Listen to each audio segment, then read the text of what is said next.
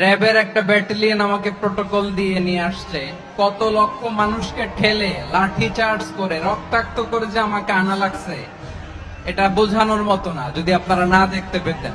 পেকুয়ার ভাইয়েরা, তোমরা আজকে ইতিহাস গড়েছ।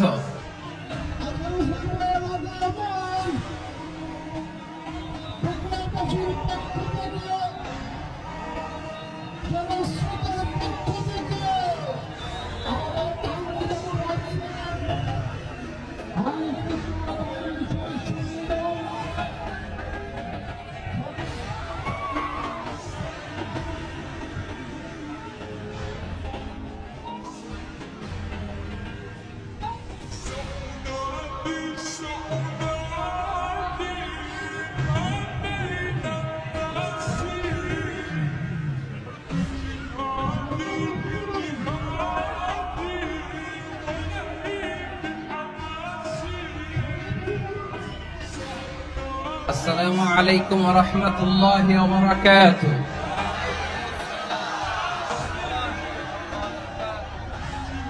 অন্যরা কেনাসন বেগুন গমাসন নে হর্ষবাজারের বেগুন সলিউশন পাল্লার। আল্লাহু আকবার, আল্লাহু আকবার, আল্লাহু আকবার কাবীরা।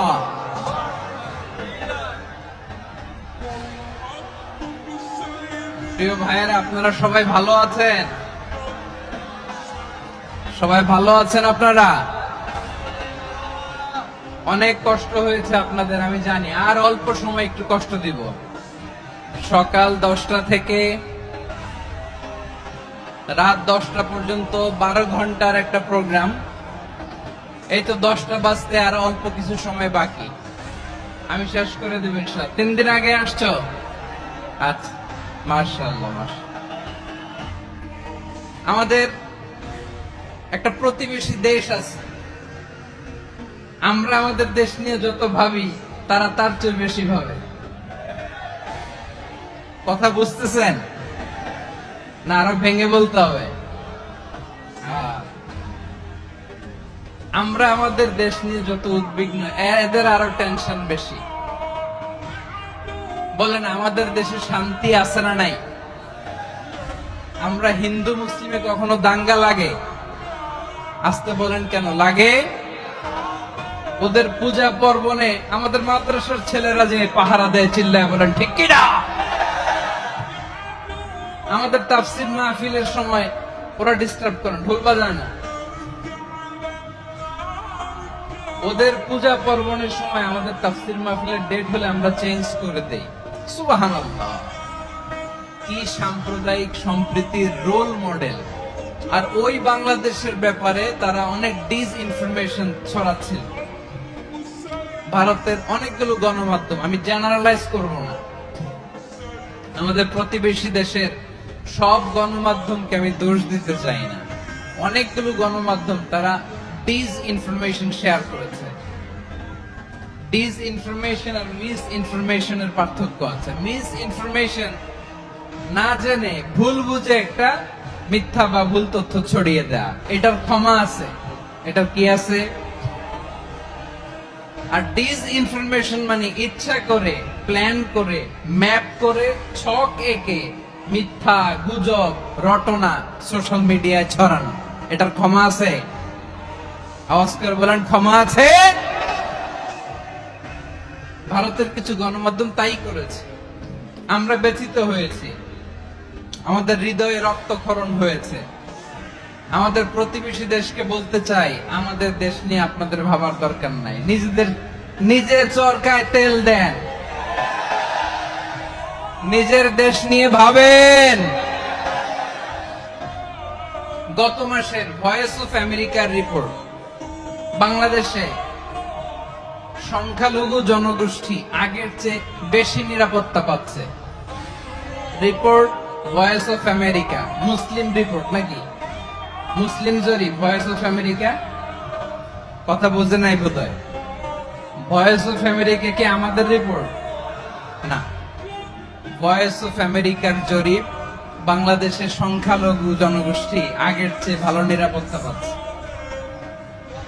শুধু এখানেই শেষ না, মাইক্রোসফটের একটা জরিপ শোনাই আপনাদেরকে। তারা সারা পৃথিবীতে গুজব, ভুয়া আর মিথ্যা নিউজ ছড়ানোতে কোন দেশ সেরা একটা রিপোর্ট করেছে। এর মধ্যে 1 নম্বরে এসেছে ভারতের নাম।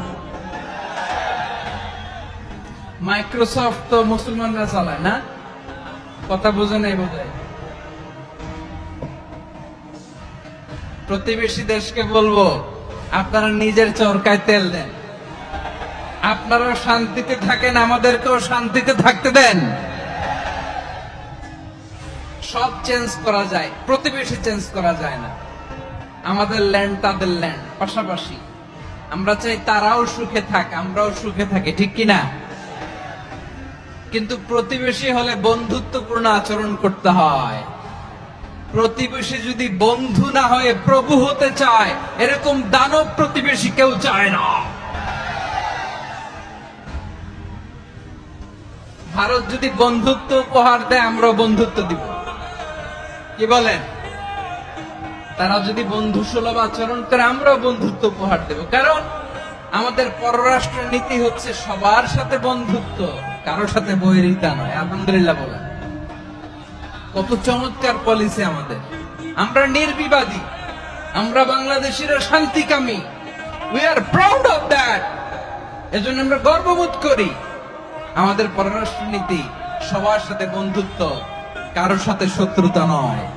তাই প্রতিবেশী দেশকে বলবো, আমার ভাইয়েরা, আপনারাও আমাদের ভাই, বন্ধুত্ব দিলে বন্ধুত্ব পাবেন। বন্ধুত্ব ইজ ওয়েলকাম, দাদাগিরি নয়। বন্ধুত্ব ওয়েলকাম, দাদাগিরি নয়। Loud and clear. ভারত যদি বন্ধুত্ব দেখায়, বন্ধুত্ব পাবে। কিন্তু ভারত যদি বাংলাদেশে আধিপত্যবাদ বিস্তার করতে চায়, বাংলাদেশের 18 কোটি জনগণ সেটা রুখে দেবে। ভারত যদি গৌর গোবিন্দের ভূমিকায় নামতে চায়, দেশের 18 কোটি মুসলমান শাহজালালের ভূমিকায় নামবে।